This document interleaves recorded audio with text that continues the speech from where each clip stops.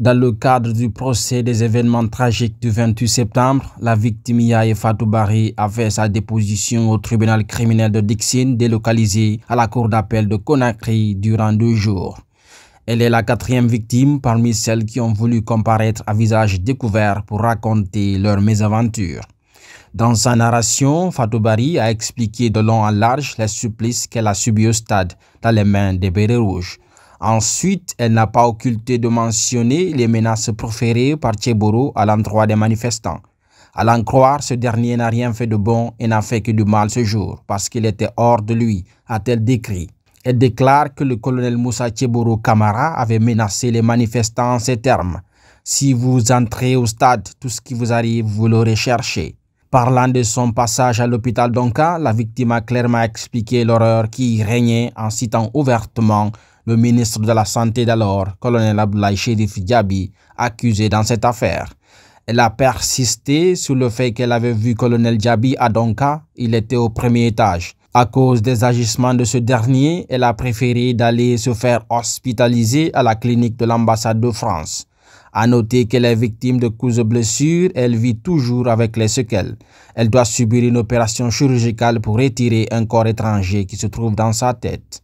Après la victime Yaye Fatou Bari, c'est le diplomate à la retraite et homme politique François Lunseni Fall qui a été appelé à la barre ce mardi 28 mars pour livrer sa part de vérité en tant que partie civile. À l'entame, l'ancien Premier ministre a tenu à préciser qu'il n'est pas à la barre pour accuser ou disculper une personne. Selon lui, il est devant le tribunal en tant que partie civile pour témoigner. Je ne suis pas là non plus pour disculper une personne. Ni pour accuser, ni pour discuter. Par conséquent, dans sa déposition, le président du Front Uni pour le développement et la démocratie FUDEC a clairement réconforté commandant Toumba dans sa position. Ce récit et celui de l'ex-aide de camp de Dadis convergent parfaitement. En effet, il a soutenu que c'est Toumba qui les a sauvé la vie. Lunseni Fall a déclaré, je cite, « S'il ne nous avait pas sortis du stade, on aurait eu le même sort que les autres. Le même sort que celui qui a aussi été sauvé parce qu'il avait joué le mort.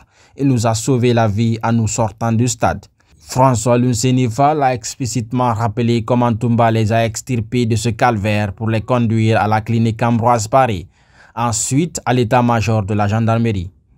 Dans le même sillage, il a lourdement chargé Marcel Guilavoki qui serait à la tête du groupe de militaires qui a molesté les leaders politiques au stade.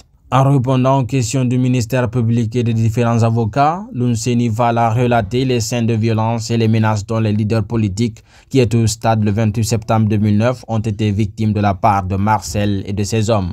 À l'enceinte du stade, il déclare « Le groupe de Marcel s'est emparé de nous. Nous avons reçu les premiers coups. Sidia a reçu un violent coup. Des gourdins, des coups de crosse, de fusil sur sa tête. Le sang a jailli. J'ai reçu un coup. Je suis tombé sur les gradins.